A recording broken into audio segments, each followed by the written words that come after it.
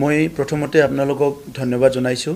আজি আমাৰ UPPL দলৰ তৰফৰ পৰা আমাৰ তামুলপুৰৰ UPPL দলৰ জিলা কাৰ্যালয়ত আমি সংবাদ মাধ্যমৰ যোগেদি আমাৰ দলীয় কথাখিনি বড়োলেণ্ডবাসী ৰাইজৰ ওচৰত আমি ক'বলৈ বিচাৰিছোঁ। প্ৰথমতে আমি যি পঞ্চম আমাৰ BTC নিৰ্বাচন হৈ গ'ল, এই নিৰ্বাচনটো শান্তিপূৰ্ণভাৱে হৈ যোৱাৰ কাৰণে মই সকলো পক্ষক ধন্যবাদ জনাইছোঁ। আৰু এই নিৰ্বাচনত বিশেষভাৱে যোৱাকালি যিটো ফলাফল, এই ফলাফলত আমি দেখিছোঁ যে BPF দলে ছিংগল লাৰ্জেষ্ট পাৰ্টি হিচাপে এটা মেজৰিটি সিট জিকি পেলাই ছিংগল লাৰ্জেষ্ট পাৰ্টি হিচাপে তেখেতসকলক প্ৰতিষ্ঠা কৰিছে। মই BPF দলৰ মুৰব্বী হাগ্ৰামা মহিলাৰী ডাঙৰীয়া আৰু BPF দললৈ অভিনন্দন জনাইছোঁ। আৰু বড়োলেণ্ডবাসী ৰাইজকো অভিনন্দন জনাইছোঁ যে এটা ছিংগল লাৰ্জেষ্ট পাৰ্টি চৰকাৰ হ'বলৈ গৈ আছে। আৰু আশা ৰাখিছোঁ আগন্তুক হ'ব লগা চৰকাৰে বড়োলেণ্ডবাসী ৰাইজৰ কাৰণে বহুতখিনি কাম কৰিব পাৰিব। UPPL দল হিচাপে যোৱা 5টা বছৰত প্ৰথমবাৰ আমি চৰকাৰলৈ আহিছিলোঁ আৰু সেই 5টা বছৰত আমি শান্তি সম্প্ৰীতি নিৰাপত্তা আৰু সমন্বয় আৰু ইয়াৰ লগতে উন্নয়নৰ কথাবিলাক চিন্তা কৰি কাম আৰম্ভ কৰিছিলোঁ। আৰু 5টা বছৰত বহুখিনি কাম কৰিছোঁ, বহুখিনি কাম ৰৈ গ'ল। যিয়ে নহওক বড়োলেণ্ডবাসী ৰাইজৰ ভোটাৰসকলৰ যিটো এটা মেণ্ডেট, সেইটো আমি UPPL দলে স্বীকাৰ কৰিছোঁ আৰু ধন্যবাদ জনাইছোঁ যিসকলে আমাক ভোট দি জয়যুক্ত কৰালে। আৰু মই UPPL দলৰ সভাপতি হৈ আমাৰ দলৰ প্ৰত্যেকটো কাৰ্যকৰ্তা কৰ্মকৰ্তালৈ ধন্যবাদ জনাইছোঁ।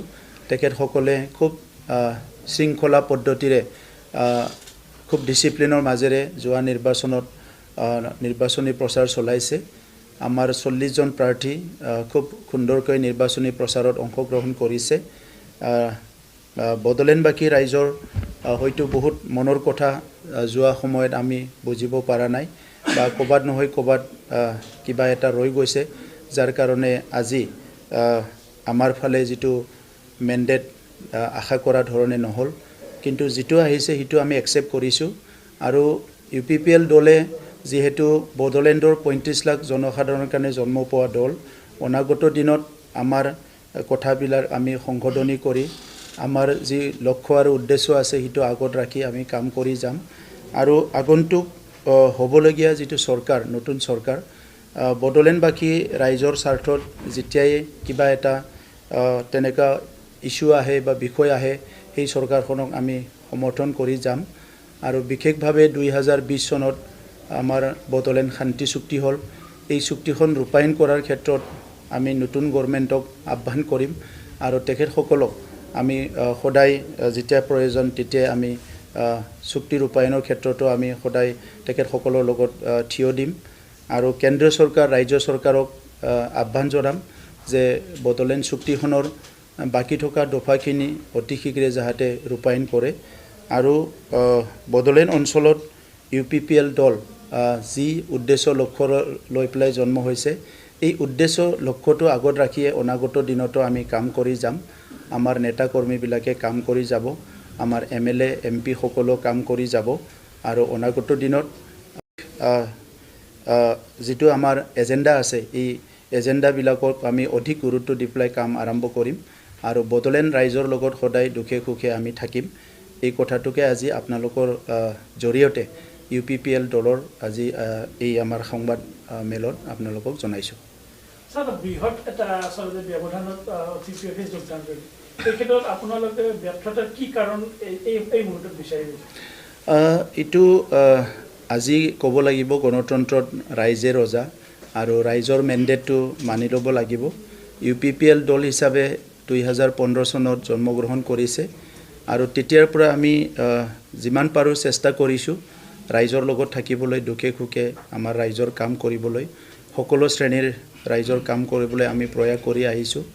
আৰু যোৱা 5টা বছৰত আমি বহুত সহযোগো পাইছোঁ বড়োলেণ্ড অঞ্চলত শান্তি সম্প্ৰীতি ভাল এটা পৰিৱেশত কাম কৰিবলৈ কিন্তু নিৰ্বাচনত ক'বাত নহয় ক'বাত হয়তো আমাৰ মাজত এটা আণ্ডাৰষ্টেণ্ডিঙৰ অভাৱ হৈছে হয়তো আমি ৰাইজৰ কথাটো বুজি পোৱা নাই বা ৰাইজে আমাৰ কথাটো বুজি পোৱা নাই ক'বাত নহয় ক'বাত গেপ হৈছে আৰু এইটো কি হৈছে আমি চাম আৰু অনাগত দিনত কাৰেকশ্যন কৰি আৰু অধিক এটা মনোযোগ দি পেলাই ৰাইজক সেৱা কৰিবলৈ আমি আগবাঢ়ি যাম আপুনি দীৰ্ঘদিন ধৰি সংগঠনৰ সৈতে জড়িত আছে ছাত্ৰ সংগঠন তাৰপিছত ৰাজনৈতিক পথাৰত কৰি দিলে তথাপিও কি অনুভৱ কৰিছে আপুনি ব্যক্তিগত হিচাপে আপোনাৰ এই দীঘলীয়া যাত্ৰা যি অভিজ্ঞতাৰ ফালৰ পৰা কি অনুভৱ কৰিছে যে এইটো কাৰণতে আচলতে UPPLক ৰাইজে অকণমান মৰম কম দিলে বা UPF-ক সহযোগিতা আগবঢ়ালে তেনেকুৱা কিবা বিষয় থাকিব পাৰে কিন্তু আমি চেষ্টা কৰিছিলোঁ যে 2020 চনত যেতিয়া চৰকাৰত আহিছোঁ